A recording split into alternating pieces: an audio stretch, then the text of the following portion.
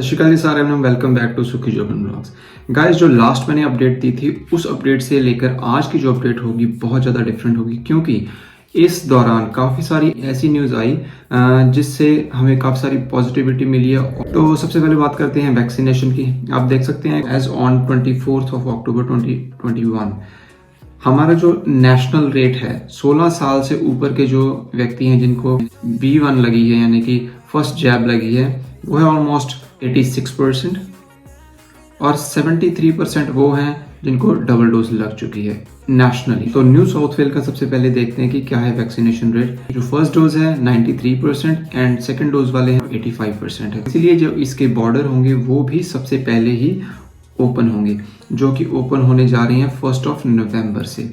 आपको पता है, मैंने बताया था कि इसके लिए खुलेंगे सिटीजन एंड परमानेंट रेसिडेंट्स के लिए, लेकिन इस बार इन्होंने ऐड कर दिया कि पेरेंट्स, कुछ सिटीजन्स के पेरेंट्स ओवरसीज फंसे हुए हैं और उन्हें ज़रूरत है अपने बच्चों के पास आने की, तो उनको भी इस दौरान कहा गया है कि वो भी अपने रिटर्न हो सकते हैं इस कंट्री में, और पेरेंट्स को एग्जम्पशन दी जाएगी।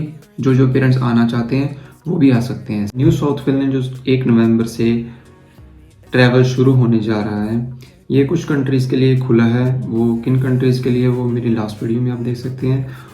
बाकी सारी स्टेट्स का जो वैक्सीनेशन रेट है, परसेंटेज है, वो मैंने यहाँ पे दे दी है, वो आप बाद में चेक कर सकते हैं। आपने अगर लास्ट वीडियो देखी है उसमें मैंने बताया था कि न्यू साउथ वेल का जो प्रीमियर थे वो चेंज हो चुके थे, लेकिन वो उनकी जगह पे नए प्रीमियर नहीं आए थे। लेकिन अब तकरीबन 10-15 दिन से एक न्यू प्रीमियर वहाँ के आ चुके हैं। उनका नाम है डोमिनिक पैरोटेट। तो सबसे पहले उन्होंने किया कि नो क्वारंटीन। देखिए, जब स्टार्ट हुआ था बॉर्डर ओपनिंग का सिस्टम, पहले इन्होंने कहा 15 दिन का क्वारंटीन, फिर कहा 7 दिन का क्वारंटीन, फिर कहा घर में क्वारंटीन, अब कहा नो क्वारंटीन। तो धीरे धीरे थिंग्स चेंज होती जा रही हैं, जो कि पॉजिटिव चीज़ें हैं।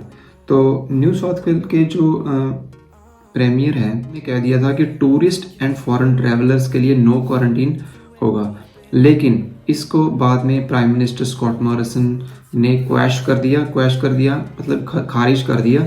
उन्होंने कहा नहीं, फॉर द टाइम बीइंग हम सिर्फ रेसिडेंट्स एंड परमानेंट रेसिडेंट्स के लिए ही नो क्वारंटीन वाला फीचर जो है वो इम्प्लीमेंट करके देखेंगे।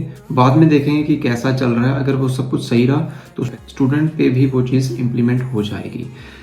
अगर उन्होंने वैक्सीनेशन ली हुई है और वो नेगेटिव उनका टेस्ट होना चाहिए, 2 चीज़ें अगर वो फुलफिल करते हैं तो उन्हें क्वारंटीन होने की ज़रूरत नहीं है, पहली बात। बाकी एक लॉकडाउन के बारे में बात करेंगे। सिडनी का जो लॉकडाउन था लास्ट मंडे खुल गया है 107 दिनों के बाद। सिडनी से कोई भी जो ट्रैवलर हैं, टूरिस्ट ट्रैवलर हैं, इनका जो पड़ोसी मुल्क है इंडोनेशिया, बाली लोग बहुत ज़्यादा जाते हैं फॉर टूरिज़्म, तो वहाँ पे हो सकता है कि क्रिसमस से पहले वो जाना शुरू कर दें। और New South Wales and Victoria, ये ही 2 डिसाइडिंग स्टेट्स होंगे कि बाकी के बॉर्डर कैसे खुलेंगे, कितनी जल्दी खुलेंगे। बाकी जो स्टेट्स हैं उनके जो बॉर्डर हैं सिडनी एंड विक्टोरिया के लिए बंद है। Queensland, western Australia, northern territory, south Australia, तो इन सभी के जो बॉर्डर हैं वो सिडनी एंड विक्टोरिया के लिए बंद है, क्योंकि जो नंबर ऑफ केसेस हैं जो रोज़ आ रहे हैं न्यू साउथ वेल में और विक्टोरिया में अभी भी ज़्यादा हैं। तो ये नहीं चाहते कि दूसरी स्टेट में भी ये कोविड-19 फैले, लेकिन अभी जो इन्होंने इंटरनेशनल शुरू किया है उससे देखते हैं कि कैसा अफेक्ट होगा, कैसी चीज़ें जाती हैं, तो ये धीरे धीरे अपने डोमेस्टिक बॉर्डर भी खोल दें। और गाइस, कुछ दिन पहले एक अपडेट आया स्टूडेंट्स के रिगार्डिंग, जो कि बहुत अहम मुझे लगा और मुझे लगा कि आपके साथ शेयर करना चाहिए, क्योंकि ये फाइनल हो चुका है कि विक्टोरिया में 240 स्टूडेंट्स, न्यू साउथ वेल में 250 स्टूडेंट, साउथ ऑस्ट्रेलिया में 160 स्टूडेंट पर फोर्टनाइटली इन्होंने बुलाने हैं और ये अप्रूव्ड हो चुके हैं। लेकिन अभी तक क्वींसलैंड और वेस्टर्न ऑस्ट्रेलिया ने डिसाइड नहीं किया है कितने नंबर ऑफ स्टूडेंट यहाँ पे आएंगे। तो इनका ये फिक्स हो चुका है और इन्होंने 2 फेजेस में बुलाने हैं यहाँ पे स्टूडेंट्स। 2 फेज कैसे हैं कि जैसे फेज़ 1 होगा, फेज़ 1 में ये बुलाएंगे जैसे कि मेडिकल, इंजीनियरिंग या फिर जो PhD कर रहे हैं, जो हेल्थ से रिलेटेड हैं जो कोर्सेज, ज़्यादा उन्हें प्रायोरिटी दी जाएगी पहले फेज़ में। तो जो दूसरा फेज़ होगा वो होगा कॉलेजेस का, फिर होगा जैसे इनके यहाँ पे टेफ होते हैं टेक्निकल कोर्सेज वगैरह यहाँ पे होते हैं, कुछ डिप्लोमाज वगैरह होते हैं, सर्टिफिकेट कोर्स होते हैं, और फिर या फिर सेकेंडरी स्कूल जो कहीं ओवरसीज से पढ़ने आते हैं स्कूल में, तो ये सेकंड फेज़ होगा। तो ये इंटरनेशनल स्टूडेंट्स के लिए अच्छी बात है। ये कुछ स्टूडेंट इन्होंने स्पेसिफाई किए हैं स्टेट्स को लेकर कि कितने यहाँ पे फॉर्चुनेटली बच्चे आ सकते हैं। तो अभी तक क्वींसलैंड और वेस्टर्न ऑस्ट्रेलिया का डिसाइड नहीं हुआ है, लेकिन 3 स्टेट्स का number of student fortunately decide हो चुके हैं, जो ये बहुत अच्छी बात है। तो धीरे धीरे इनका नंबर इंक्रीज ज़रूर होगा, और ये इन्होंने दिसंबर में बुलाने हैं और ये देखेंगे एज अ पायलट प्रोजेक्ट ये कैसा चलेगा। तो ये मुझे सबसे अच्छी बात लगी। स्टूडेंट को लेकर यहाँ पे एक होप हो चुकी है कि स्टूडेंट आने शुरू ज़रूर हो जाएंगे दिसंबर में, और इनका नंबर आगे बढ़ना ही है फेब में, और इसके बाद नेक्स्ट मई में। तो ये स्टूडेंट के रिगार्डिंग अपडेट सबसे पॉजिटिव अपडेट जो आई है, तो ये अच्छी अपडेट है। बाकी क्रिसमस के बाद ये धीरे धीरे शुरू हो जाएगा स्टूडेंट को बुलाना, और स्किल्ड माइग्रेंट्स को। ये स्किल्ड माइग्रेंट्स का भी बहुत ज़्यादा क्वेश्चन होता है, मुझे काफ़ी सारे क्वेश्चन आते हैं इंस्टाग्राम पे। अगर आप भी कोई क्वेश्चन पूछना चाहते हैं तो इंस्टाग्राम पे मुझे सीधा डीएम करें, और मैं आपको बताऊंगा कि आपकी जो प्रॉब्लम होगी मैं कोशिश करूंगा कि आपको आंसर दे सकूं। और आप फॉलो करें SukhiJoban_vlogs को, और मुझे मैसेज करें वहाँ पे, तो जब भी मेरे को टाइम होगा मैं ज़रूर आपको रिप्लाई करूंगा। बाकी एक बबल प्लान शुरू करने जा रहे हैं, travel bubble between the Singapore, क्योंकि सिंगापुर के साथ इनके जो हैं रिश्ते काफ़ी अच्छे हैं, और सिंगापुर में जो सिस्टम है इसका वैक्सीनेशन का वो भी तकरीबन सेम है एज ऑस्ट्रेलिया। तो इन्होंने वैक्सीनेटेड स्टूडेंट्स को और बिजनेस ट्रैवलर्स को नो क्वारंटीन के साथ अलाउ किया है ऑस्ट्रेलिया में आने के लिए। बट ये धीरे धीरे ये टूरिस्ट भी बढ़ाएंगे, क्योंकि यहाँ से सिंगापुर जाते हैं बहुत ज़्यादा लोग घूमने, इसलिए टूरिस्ट का भी आदान प्रदान करेंगे। टूरिस्ट आएंगे भी और जाएंगे भी यहाँ से धीरे धीरे। बट बाकी इनकी 2 नीड वही, नेगेटिव होना चाहिए आपका कोविड, और वैक्सीनेशन सेकंड जैब आपको लगी होनी चाहिए। बाकी एक और गुड न्यूज़ आई थी कि क्वांटस, जो कि ऑस्ट्रेलिया की अपनी फ्लाइट्स हैं, अपनी एयरलाइन है, इसने सिडनी से डायरेक्ट फ्लाइट न्यू दिल्ली की शुरू करने जा रही है तकरीबन फर्स्ट वीक ऑफ दिसंबर।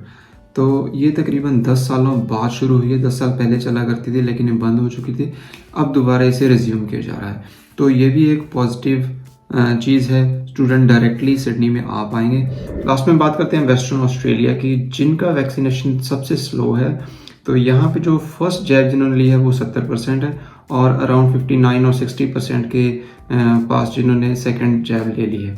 लेकिन इन्होंने रिसेंटली कहा कि मैंडेटरी होगा सबके लिए ये वैक्सीनेशन लगवानी, इसलिए इसको फासन करने के लिए, इसको तेज़ करने के लिए इन्होंने कुछ ऐसे स्टोर्स को चूज़ किया है, जैसे कि एक बनिंग यहाँ का बहुत ज़्यादा बड़ा जो स्टोर है, उनको एज ए यूज़ करेंगे कोविड क्लिनिक, जहाँ पे वैक्सीनेशन हो सके, सो दैट कि इनका जो रेट है, जिस स्पीड से जा रहे हैं, इसको इम्प्रूव किया जा सकते। और कोशिश इनकी भी है कि क्रिसमस से पहले खोलने की, लेकिन यहाँ के जो प्रीमियर है उन्होंने फिर से एक बार कहा है कि हम फिर भी देखेंगे कि new south well and Victoria में केसेस का रेट क्या है after opening of the border. ये थोड़ा सा डिले ज़रूर करेंगे, लेकिन ये खोल ज़रूर देंगे। पर्सनली स्पीकिंग मैं आपको बताता हूँ, जो जॉब हमें 2 साल पहले नहीं मिलती थी, काफ़ी सारे रेफरेंसेस के बाद, काफ़ी सारी मशक्क़त करने के बाद नहीं मिलती थी, वो जॉब आज हमें खुद फ़ोन करके वो कह रहे हैं कि हमें बंदों की ज़रूरत है, मैन पावर की बहुत ज़रूरत है। इनकी जो ओवरसीज स्टूडेंट है वो हर तरह से हर डिपार्टमेंट में काम करता है, इनका 20 घंटे चाहे काम करता है, लेकिन इनका उससे काम चल जाता है। तो आप पॉजिटिव रहिए, आने वाले मेरे ख्याल है दिसंबर जनवरी में खुल तो जाएगा, लेकिन पूरी तरह खुलने में थोड़ा टाइम ज़रूर लगेगा। लेकिन एक होप है, जब स्टार्ट हो जाती है ना चीज़ें, तो धीरे धीरे शुरू हो जाता है। पॉजिटिविटी आपको बताई, और हुई भी पॉजिटिव चीज़ें ही हैं इन 2 हफ्तों में। तो अगर जिन्होंने थोड़ा सा ब्लॉग नहीं देखे लास्ट के, तो वो देख ले, पूरी डिटेल आपको पता लग जाएगी, उनके लिंक भी डिस्क्रिप्शन में है। बाकी आप कुछ सजेशन हो, क्योंकि हाँ, यहाँ पे एक मैं एक बात और बताना चाहता हूँ। मेरे भाई हैं जिनका नाम मैं मेंशन करूँगा, आप देख सकते हैं यहाँ पे, उन्होंने मुझे सजेस्ट किया था कि आप ब्लॉग बनाएं अपडेट पे ज़्यादा, क्योंकि ओवरसीज स्टूडेंट ज़्यादा वही देख रहे हैं क्योंकि उन्हें ज़रूरत है यहाँ पे आने की। दूसरा एक मैं लास्ट बार मैं बताना भूल गया, क्योंकि सबसे पहला जो मैंने वीडियो बनाई थी अपडेट पे वो मैंने बाहर बनाई थी, जिससे थोड़ी सी डिस्टर्बेंस आ रही थी हवा से। एक मेरे व्यूअर हैं जिन्होंने मुझे सजेस्ट किया था कि आप अंदर बैठ के बनाया करिए, क्योंकि अपडेट की बातें उन्हें कुछ समझ में नहीं आई। हो सकता है बाहर थोड़ा ब्लोई था इसलिए नहीं समझ आई, विंडी था। तो मुझे कुछ सजेशंस बहुत अच्छे लगते हैं कई लोगों के। अगर आपके कहने का मतलब है कि अगर आपका भी कोई ऐसा सजेशन है तो मैं ज़रूर कोशिश करूँगा इम्प्लीमेंट करने की। तो अगर आपको कुछ मुझे सजेस्ट करना है तो इंस्टाग्राम पे आप मुझे DM ज़रूर करें और कमेंट भी कर सकते हैं। कमेंट सेक्शन में आप जाएं और आपको ब्लॉग कैसा लगा वो ज़रूर बताएं, तो मैं ज़रूर आपको रिप्लाई करूँगा। Thanks for watching. खुश रहें, हेल्दी रहें।